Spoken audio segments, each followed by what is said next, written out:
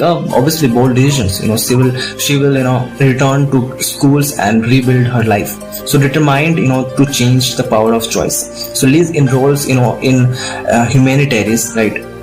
I mean to say Liz enrolls in humanities. I'm to say preparatory academy and alternative public high school in obviously Manhattan.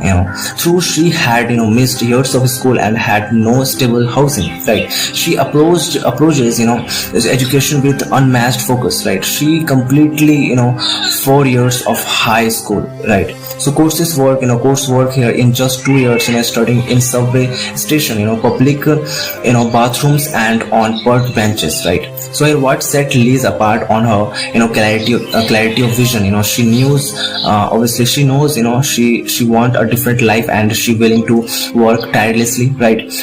Tirelessly for it. Teachers and counselors at the school begins to take notice of her brilliance and commitment and obviously sincerity, right? One mentor in particular encourages her to apply for prestigious New York Times scholarship granted to high achieving students from disadvantaged backgrounds.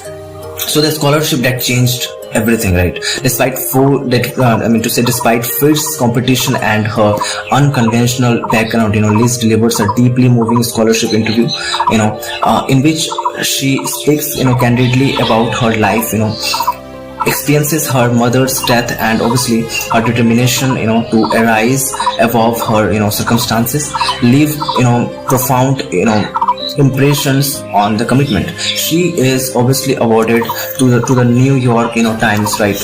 And obviously college scholarship which paves the way of her admission to Harvard University. So the moment Liz receives, right, the scholarship marks monumental emotional climax in the film.